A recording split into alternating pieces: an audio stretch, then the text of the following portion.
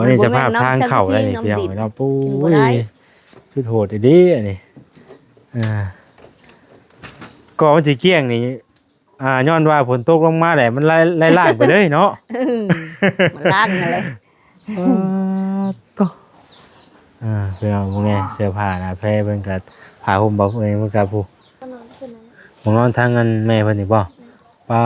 นอนไปซี่เลยมันพากันอยู่กันนอนไปซี่เลยจัดกระปูบ่พุ่นตกเลยมันสิเป๊ะอยู่พุ่นน่ะลูกชายบ่นอนอยู่ผู้ฮะลูกชายนอนอยู่ทางนั้นเนาะว่าทางนั้นเลยจ้ะน้องอันยังจะห้องยังจะนี่ห้องยังตัวนี้ห้องเป่า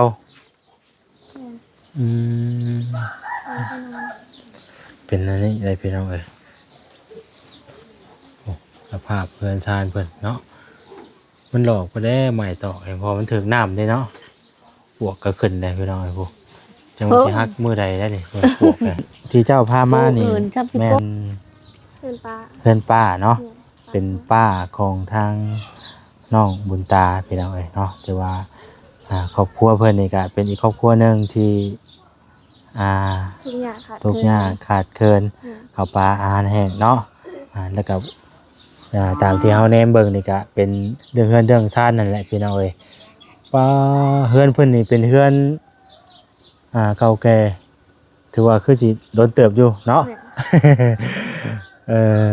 พี่น้องเอ้ยทางน้องบุญตานี่แม่นอยู่บ้านเดียวกันกับป้าแต่ว่าอยู่คนละ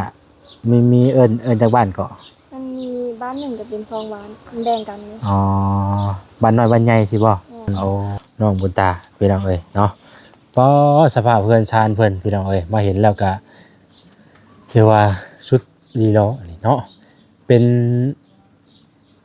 เพื่อนที่แบบยังมุงไม้เลยพี่น้องเนาะเป็นไม้เป็นเพื่อนเก่าแก่ที่แบบว่าแต่เขาสมัยก่อนเพิ่นแหละเนาะแต่เพิ่นก็ยังถือว่าเพิ่นอนุรักษ์ไว้บ่หรือว่าไดอันนี้เนาะโดยพี่น้องเอ้ยต่อจะเป็นเรือนซานอยู่มองเศร้าของเพื่อนพี่น้องเอ้ยต่อโอ้แนมขึ้นไปเห็นฮอดเดือนฮอดดาวเนาะเวลาฝนตกมันสิบ่ชัดจ่ากล้าเข้ามาบ่นี่คนตกคนหลงมาไม่มีคนดูว่าเป็นเบิดฮักแน่ดิโลอันนี้พี่น้องเอ้ยอันนี้ห้องครัวมองกัน1 ข้าว 1 น้ำเนาะ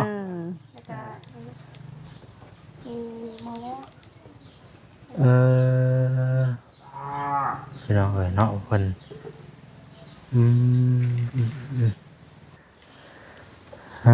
พี่น้องเอ้ยเนาะอันนี้อยู่ในกินเพิ่นนี่แหละนี่เนาะมองแต่งอยู่ครัวกินพี่น้องเอ้ย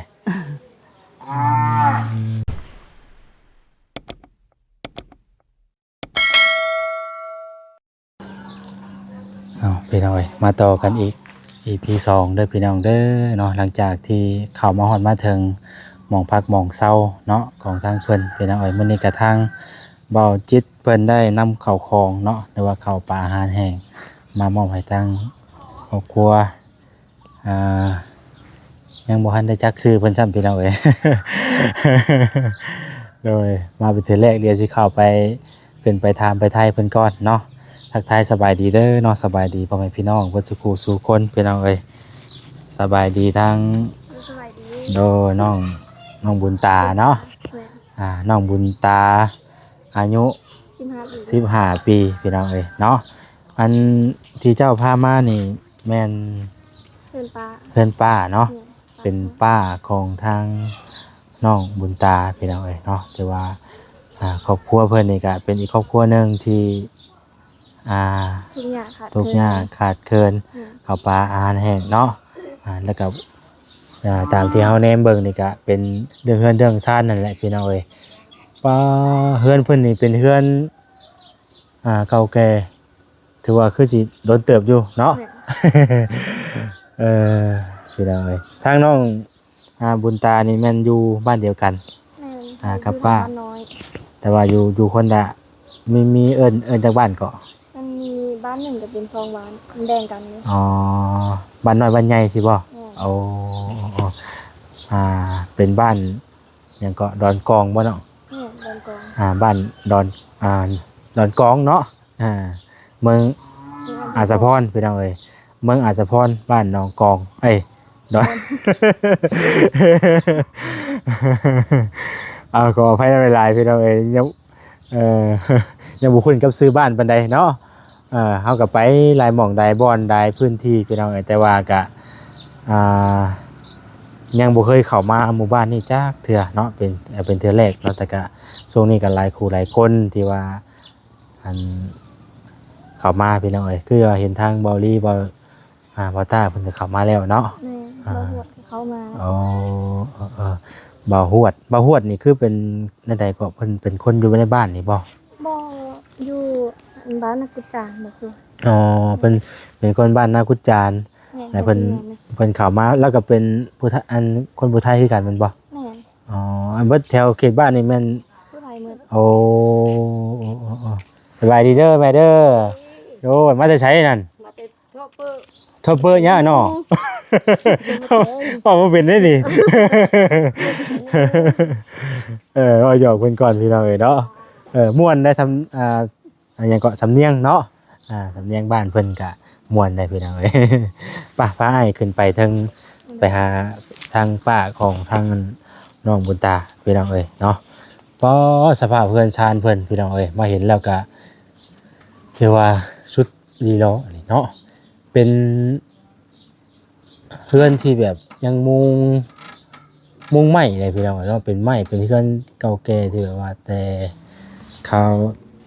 สมัยก่อนเพิ่นแหละเนาะแต่เพิ่นก็ยังถือว่าเพิ่นอนุรักษ์ไว้บ่หรือว่าไดๆอันนี้เนาะ โดยพี่น้องเอ้ยต่อจะเป็นเรือนซานหม่องอยู่หม่องเช่าของเพิ่นพี่น้องเอ้ยต่อโอ้แนมขึ้นไป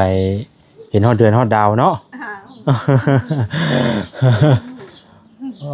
เวลาฝนตกมันสิบ่ชัดจ้ากล้าเข้ามาบ่นี่ มืดทำคนต้องคนหลงมาไม่มีคนดูว่าเป็นมืด ฮักแน่ดีโลอันนี้พี่น้องเอ้ยเนาะดีได้ ตั้งป้าไว้แบบนี้บ่อนุรักษ์ไว้แบบนี้บ่หรือว่าในใดอันนี้น่ะตั้งป้าไว้แบบนี้บ่หรือว่าในใด เพราะที่อันนี้ได้ผมมีผู้โคมา จันว่าจะมาอนุรักษ์ไว้แบบนี้เนาะ ผู้ว่าผู้โคกับป้าที่นี่บ่มีนี่แหล้วเนาะจักสิไปซ่อมไปแปลงได้ใดเนาะไปสิบ่อยากได้หลังคาดีๆเนาะเพิ่นบ่ตกบ่ลงใส่พี่น้องเอ้ยเอาสบายดีเด้อเนาะสบายดีพี่น้องเอ้ยโอ้มาฮอดมาถึงแล้วบาดนี้เนาะเครื่องเข้าของลายดีรอนี่เนาะเต็มเลยมื้อนี้มีทั้งข้าวสารมาม่าพี่น้องเอ้ยไข่คงอยู่คงกินถือว่าครบเบิดเลยมื้อนี้เนาะทางบ่จิตเพิ่นนำมาให้พี่น้องเอ้ยเนาะถือว่าทางผู้ใหญ่ทางผู้รักผู้ใหญ่เพิ่นได้ให้เป็นสะพานบุญให้ในมื้อนี้ก็มานำเดียวกันกับบ่จิตนั่นแหละมื้อนี้พี่น้องเอ้ยมีโอกาสได้มานำกันเนาะ ทางแม่ใส่ไม้อันนี้ใส่ไม้อันนี้นี่แหละพี่น้องเอ้ยนะบีบได้มันเป็นมันเป็นจิ๊บเลย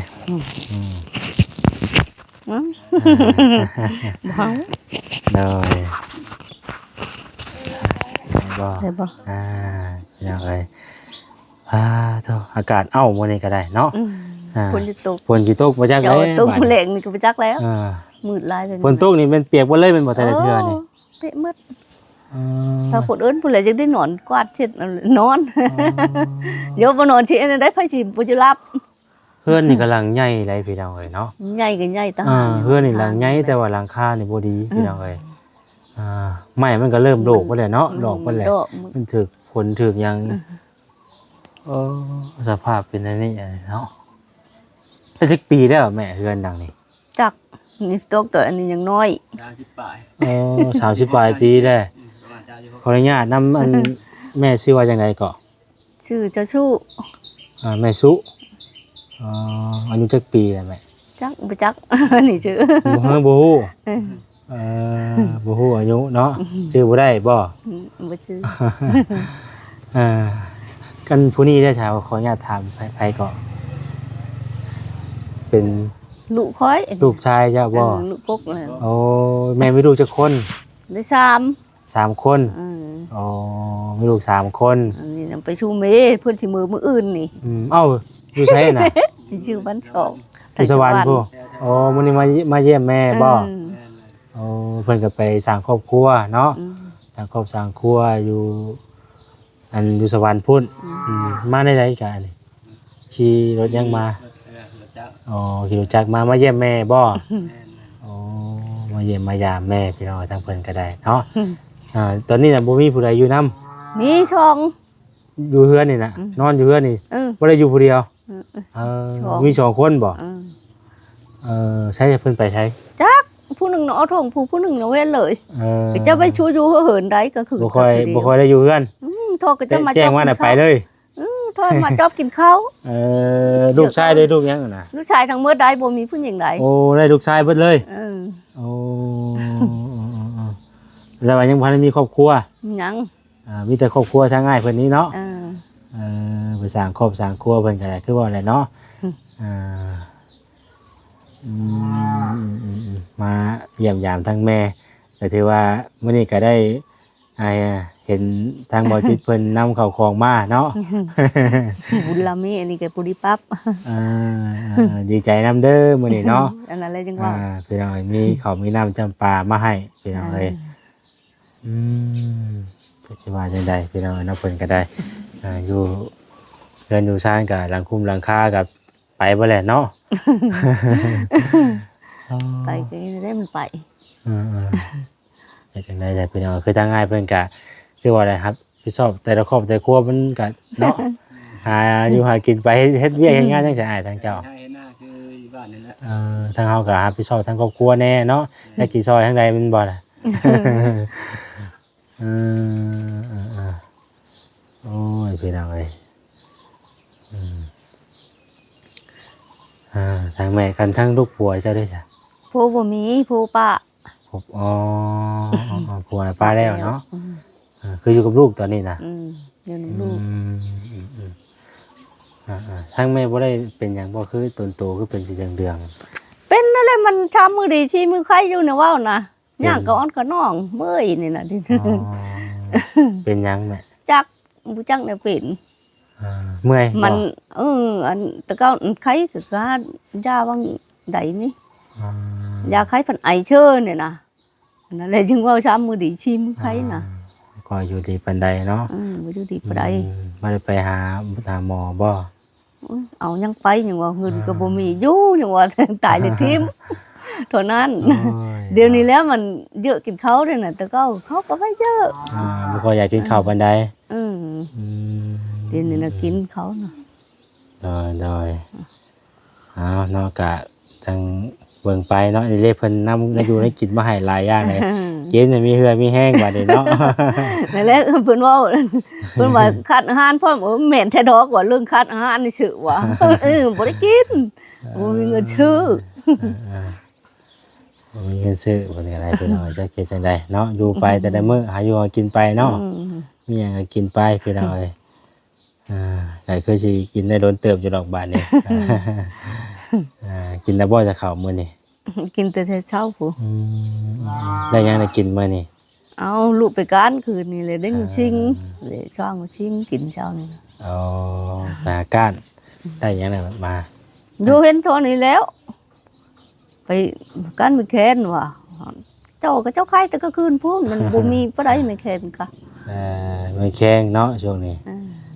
คือว่าได้บางมื้อกับมาบางมื้อกับบ่มานไปหาก้านก็ได้ มันบ่ได้น่ะไม่แค้นก็ดีมันบ่ได้ลายน่ะแต่ก็ถือได้ลายปีกายนี่นะปีนี้นี่มันบ่ลายไม่แค้นอะไรก็มันเยอะมืดนั่นแหละมันจะดับนั่นแหละ บัดทางอันครอบครัวแม่นี่เรื่องนักชุดๆดีครับคือมันยังใช่แม่อยู่ในครอบครัวนี่ อยู่เนี่ยว่าวนั่นแหละว่าเดินอยู่นี่แล้วกับเขากินนั่นแล้ว เข้านี่บ่บ่ได้มีให้มีหน้าเฮ็ดบ่หรือว่าใด มีกระบุมมันบ่มีผู้เฮ็ดหยังวะ ลูกก็ลูกบ่เฮ็ดแม่ก็ไปบ่ได้ไปย่างไปให้ไปนาก็บ่ฮอด ผู้พาเฮ็ดเนาะคนกระต่าย ไปให้ มี ไป หน้า นา ที่ ก็บ่ฮอดมันคัดมันคินน่ะคนน่ะย่างบ่ได้เลยถ้าว่าบ่ได้แหละก็ไปทางใดก็เอาเสียมนั่นแหละเอ็นไม่ค่อยเท่าไปมันยังบ่ล่ม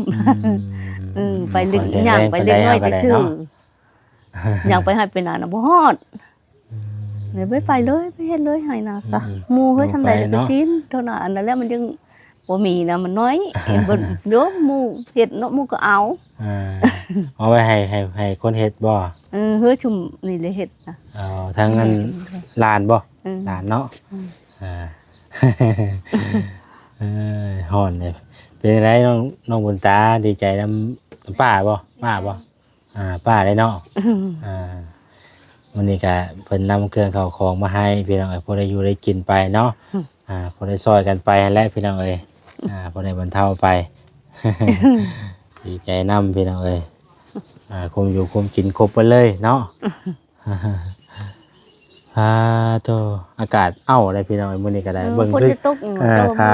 ขาเมื่อนี่ยันฝนตกลัดทางอยู่นี่เนาะจังเลยจังว่าค่ำมันถึงตกพี่น้องเอ้ยเบิ่งขออนุญาตอันนั้นเด้อแม่เด้อย่างเข้าไปนี่ได้บ่ไปโลดเฮาโลดนี่จังไปรู้แหละโดยขออนุญาตมาเบิ่งนั่นเนาะเพิ่นบอกพาไปเบิ่งก่อนเป็นห้องบ่ได้ว่าได้อยู่ในน่ะห้องก็มันห้างมันเลยจังว่าอันพามันน่ะก็ดีไปโลดเบิ่งขออนุญาตก่อนพี่น้องเอ้ยเป็นห้องครัวอันนี้ห้องครัวบ่อันนี้ห้องครัวมองกันนึ่งข้าวนึ่งน้ำเนาะ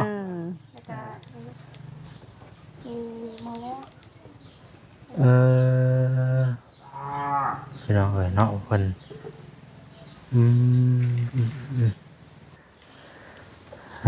พี่น้องเอ้ยเนาะในอยู่ในกินเพิ่นนี่แหละนี่เนาะมองแต่งอยู่ครัวกินพี่น้องเอ้ย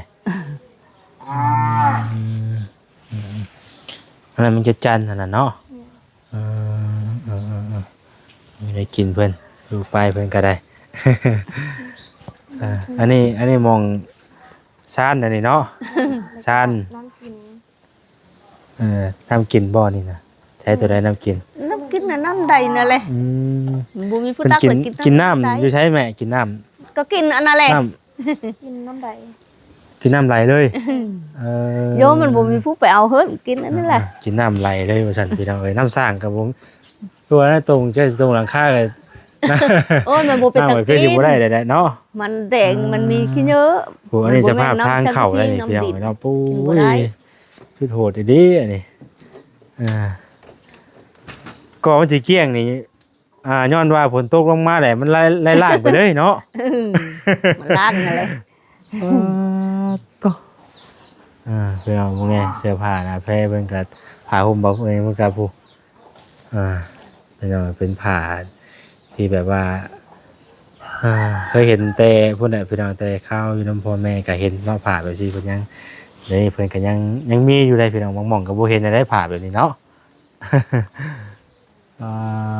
พวก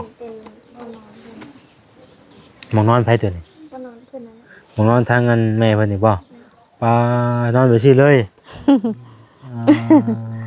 มันพากันอยู่กันนอนแบบซี่เลยจัดกระบ่ปูบ่พุ่นตกเลยมันสิเป้อยู่พุ่นน่ะลูกชายบ่นอนอยู่พุ่น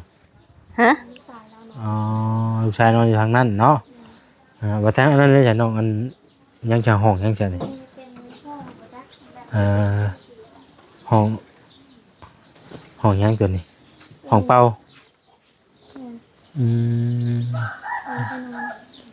เป็นอันนี้ได้พี่น้องเอ้ยสภาพเพื่อนชานเพื่อนเนาะมันหลอกไปได้ใหม่ต่อเองพอมันถึงน้ำได้เนาะปวกก็ขึ้นได้พี่น้องไอ้พวก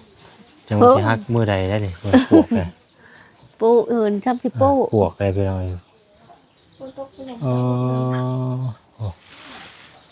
สภาพเพื่อนเนาะคือว่านั้นมันโดดเนาะไม่เหรอมันถึงน้ำถึงได้ไปมันกะปูพังไปได้พี่น้องเลย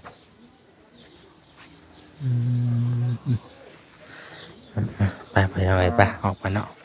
ประมาณนี้พี่น้องไอ้มองอยู่ทางในเพื่อนเนาะอันนี้ก็จะเป็นแนวมันอิ่วไผ่เนาะอิ่วไผ่เลยพี่น้องทางในเลยนี่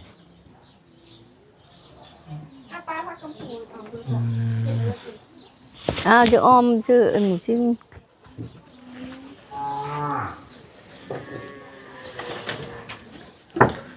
เพิ่นมีห้องน้ำอยู่บ่นี่ บ่มี บ่มีบ่เออ แต่น้ำไหลก็ยังตายเลย ไรก็บ่มี มีดูมันตายเลยยังบ่มีเงินแปะ มีเงินเท มีก็บ่ แต่ว่าให้ผ้ามีเนาะแม่เนาะให้ผ้าเนาะ มี เออให้กระลานไฟอยู่ทางใดกระลานไฟ ต้นเช้า เออ ก็เอาเจ๊นั่นแหละทุ่งนั่นแหละอัดเว้นจนน้ำฝนถึงบ่ โอ้ ฝนพลา ย่านอยู่เด้เนาะเวลาฝนตกฝนหยังเนาะ เนี่ยฝนพลาเฮาจนน้ำฝนถึง ไปเอาเอ้ยเวลาฝนตกฝนดินก็ขึ้นย่านอยู่ได้พี่น้องเอ้ย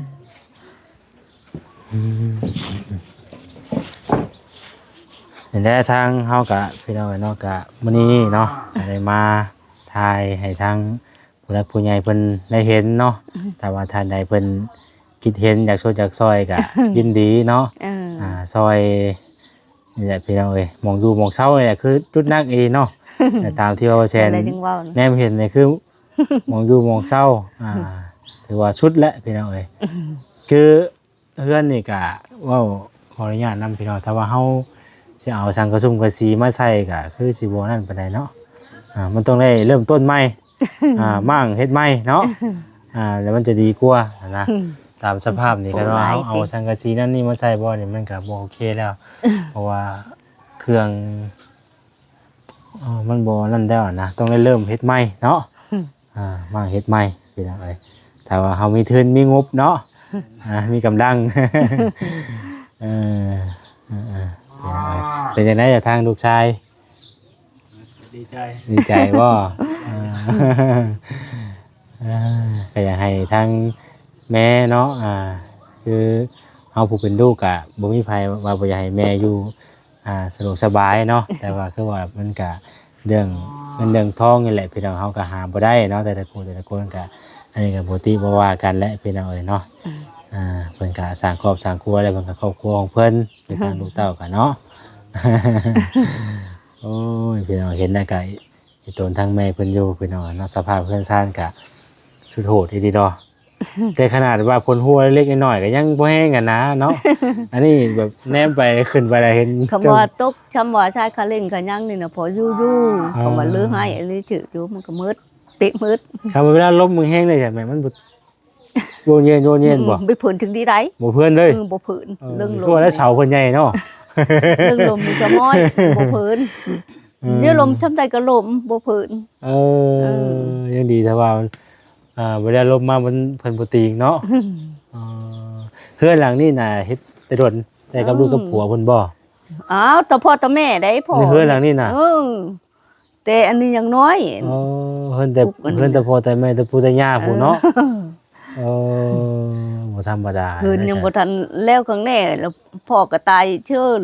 บ่มีผู้เฮ็ดเลยนั่นแหละก็อยู่ไปตอนนี้ กำลังสิดำเนินการแล้วก็บ่แล้วก่อนซ้ำ บ่แล้วข้างแน่ใช่นั่นแหละยังพากระตุก ก็เลยอยู่ไปแบบนี้บัดนี้เนาะ เป็นห้างจะแต่ชื่อบ่มีผู้ลำมันน่ะ โอ้ คำพ่อหยังกับมันบ่เป็นแบบนี้ดอก บัดนี้ผู้คือทางลูกผัวก็ได้ไปได้ห่างกันไปเนาะแต่โดนนะบ่ป้าได้โดนแล้ว ได้4-5 ปีเลยได้ อ๋อ ป้า บ้านใดเพิ่น ผู้บ้านถงบ้านหงเมือง เอาซะพี่น้องเอ้ยก็ประมาณนั้นแหละเด้อเนาะมื้อนี้ก็มาถามมาทายเบิ่งพี่น้องเป็นจังได๋ก็ขอให้โชคดีเด้อแม่เด้อเนาะให้โชคดีให้มีทางผู้รักผู้ใหญ่เพิ่นคิดเห็นพี่น้องเนาะสดช่วยเข้ามา จะตุเรื่อย พี่น้องเอ้ยเบิ่งก่อนว่าเซ็นสิก็บ่มีหยังมาต้อนแล้วว่าเซ็นมื้อนี้ก็ได้ มีหยังมาฝากมาต้อนได้เนาะได้ไปเด้อเอาเงินให้ได้พอได้ซื้อน้ำซื้อในกินเด้อ อยู่ที่แม่ง พี่น้องเอ้ยซื้อน้ำพอได้ซื้อน้ำซื้อในกินพี่น้องเอ้ยมีบ่หลายลูกก็ได้เนาะ ได้ทำนี่ก็ดี แล้วก็ขอบใจทางน้องบุญตาเพิ่นพี่น้อง ไปรับจ้างพละเนาะ เบิ่งอยู่ไปบ่ได้ ทางหึงมาแล้วเนาะ ตอนนี้ไปรับจ้างได้ชื่อใครได้ชื่อดอกอันนี้ไปก็บ่ได้หมู่ไปพละก็เบิ่งอยู่แต่ชื่อ าก็เฮ็ดเวียกเฮาก็บ่แข็งแรงแน่ก็จะไปเฮ็ดเวียกบ่แห้งเมื่อยเนาะอืมอยู่ไปและเพิ่นก็ได้พี่น้องเอ้ยมีแต่ให้ลูกให้เต้าและหามาสู่กินเพิ่นลูกก็สองคนบ่จักปีแล้วเพิ่น เอา อยู่เจออยู่เฮือนนี่ โยโหลื่นแม่หมดเลยอันนี้ก็ผู้นึงก็มันจะหัวชาน10 ปีเลยมาผู้กลางนะ แต่ว่าเพิ่นก็ยังบ่ทันได้สร้างครอบสร้างครัว อ่า ใหญ่กินเขาแต่ชื่อเนาะ อืมเอาซะพี่น้องเอ้ยมีแต่ให้โชคดีเด้อบัดนี้เด้อเนาะขอให้ แหละ มีแต่สิ่งดีๆเข้ามาบัดนี้เนาะ โดย ขอบใจหลายๆเด้อน้องเด้อเนาะทั้งน้องตาแล้วก็ทั้งอ้ายหยังก่อเจ้า ค่อย ฮะ ค่อย ไอ้ค่อย เออ ไอ้ค่อยเนาะป้าใส่พี่น้องเอ้ยจังไดก็ให้โชคดีอยู่ดีมีแห้งเด้อบัดนี้เด้อขอให้มีแต่ความโชคดีบัดนี้พี่น้องเอ้ยไปทางเฮาก็สักหน่อยพุ่นแหละจะได้กลับพี่น้องเอ้ยเนาะมื้อนี้ก็ดีใจนำเพิ่นได้หลายมื้อนี้ มีข้าวมีน้ำจำปลามาพอได้อยู่ได้กินเพิ่นก็ได้ โอ้ยเนาะเฮือนชาญเพิ่นเป็นห่วงแต่เรื่องหมองอยู่หมองเช้าเพิ่นนี่แหละพี่น้องเอ้ยเนาะคือนักอีโลก็ได้คืนนี้ ก่อนโอ้ มันบ่เป็นหยังบ่ลง เกลือ แฟนสิฮัก เพิ่นล่ะ มันบ่ฮักดอก ย่านได้พี่น้องบวมวาดเมื่อกี้นี่เนาะอันนี้ก็มองลูกชายเพิ่นนอนเวลาฝนตกมากคักนี่โอ้อยู่บ่ได้สิได้พี่น้อง ลูกผู้นึงน่ะนอนอยู่เปพุ่นบ่ลังเทื่อมันก็เจ้าน้อยคืนน่ะอันก็จะมาเหินจักอยู่ใช่ อ๋อใหม่นี่เพิ่นใส่ครับผมแบบเป็น ชื่อว่าอะไรก็ว่าเป็นไม้แบบยาวโลดเนาะตัวในสมัยตะกี้ว่าไม้ยังหลายตะกี้เนาะ ยังแต่ผ่าเพิ่นยังบ่ได้เฮ็ดใช้พี่น้องเอ้ยเด้อเอาสบายดีเด้อแม่เด้อ จ้าถูกสบายดีเด้อ เด้อไปพี่น้องเอ้ยเดี๋ยวพอฉันสิลงไปข้างล่างก่อน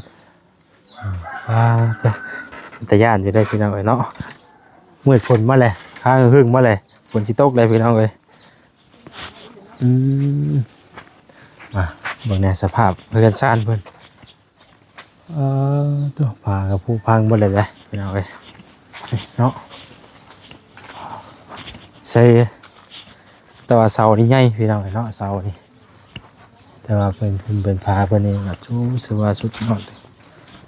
เพิ่นเอาไม้อ่ะนะพี่น้องเอาไม้ไผ่มาสานแล้วก็เอามาให้บังเนาะมาบังไว้แต่ว่าไม้ที่ว่าเพิ่นเอามาเฮ็ดมุ้งหลังคาก็มันก็เหี่ยนไปแล้วเนาะเพราะว่าปวกเลยพี่น้องไอ้ปวกหรือว่าแดดตึกฝนนั่นแหละเนาะมันก็เหี่ยนไปนำเรื่อย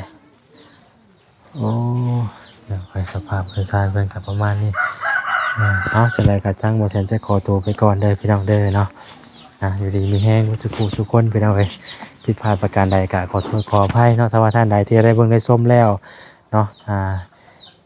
ถ้าว่าอยากช่วยจากซอยทางแม่เพิ่นก็ยินดีได้พี่น้องเด้อเนาะเรื่องเขานำจำปาแล้วก็มองพักมองเศร้ามองเฮือนมองซ่านอยู่เพิ่นนี่แหละพี่น้องเนาะคือตอนนี้ก็หลังคาเนาะเฮือนซ่านเพิ่นนี่ก็ถือว่าแบบสุดโทรมแฮงเฮือนซ่านเพิ่นตอนนี้พี่น้องเอ้ยเนาะมองอยู่มองเศร้าเนี่ยเวลาฝนตกฝนเล่นพาลมก็ถือว่า